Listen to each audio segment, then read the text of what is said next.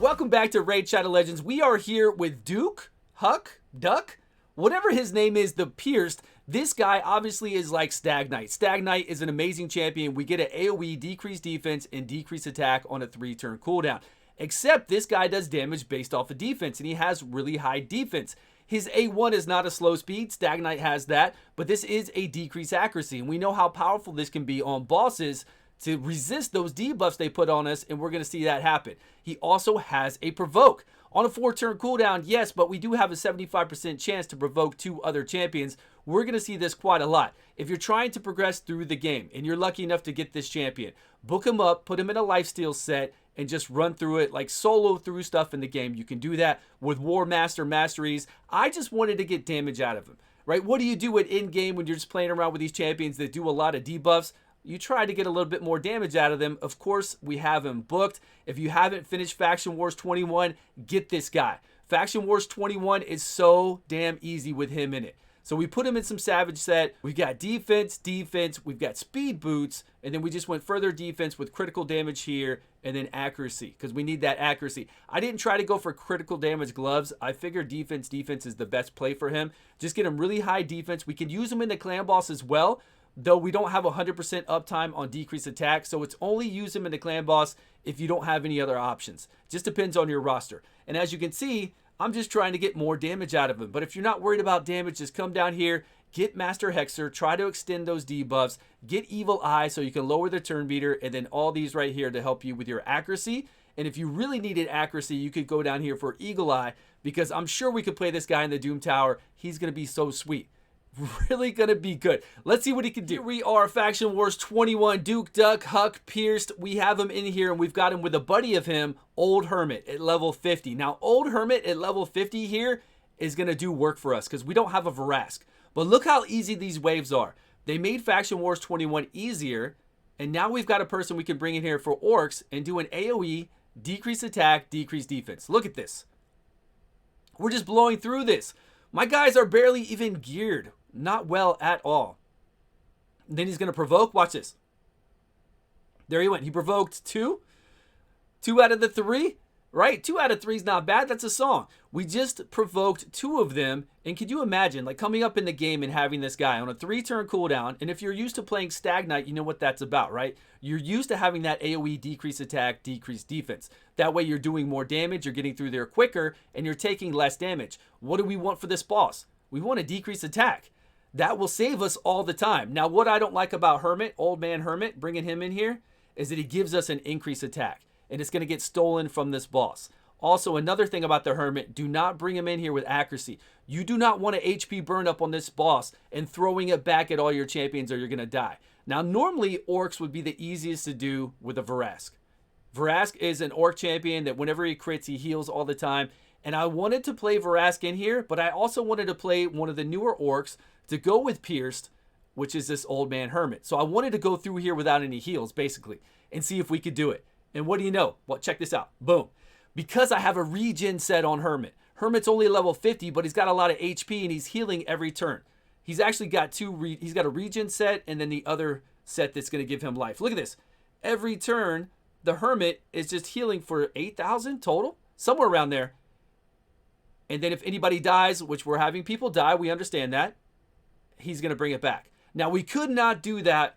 We couldn't even do this whole entire run without Pierced, the middle champion, right? His increased defense along with his AoE, decreased defense, and decreased attack, which we've got up right now, saves us every time. You got to have that on these kind of bosses. You want that decreased attack, as well as we want that decreased attack on Ice Golem when we go through there. And now we have a strong affinity person. Stag Knight did a good job. Stag Knight did a phenomenal job going through Ice Golem. But now we got a guy who's defense based, who's the strong affinity, and he can provoke on the waves to help you get through the waves. It's pretty damn sweet. And if you need, again, if you need help, look at that. Decreased accuracy is going to help us out on the dragon. You're going to see that we're going to resist a lot of those debuffs the dragon's going to try to throw on us. And we are making it through here without a healer. And we're making it through here in fast time. Look at this. Bloodfeather, Zargala, Veteran, and Hermit. No heals. No heals. Here we are. Check it out. AoE, decreased defense, decreased attack. Boom. Okay. Now, what if they were loose? It's all right. We just provoked 3 of them. What if you are trying to progress through the game and you have issues going through waves? Look at this. Provoke. Provoke again. So he's doing what Stag Knight does, but he's tough. He's defense-based, really meaty. He's got high defense.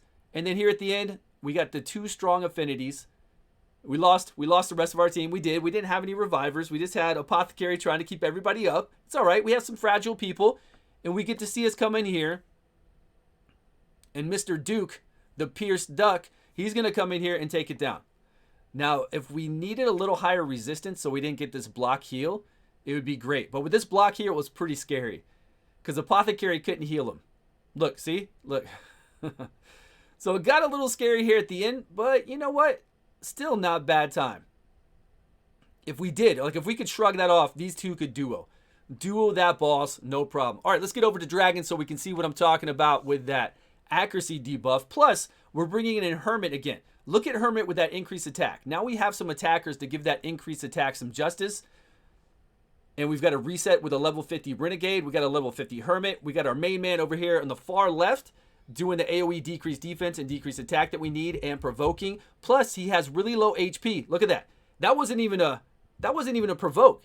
He's got really low HP and high defense, so they're going to go after him anyways. I've done tons of videos to show you how to trick the AI to attack somebody that has really low HP and just give them high defense like this guy, and then they'll go over there and attack him anyways. And all these other people out here stay alive. No problems. No issues.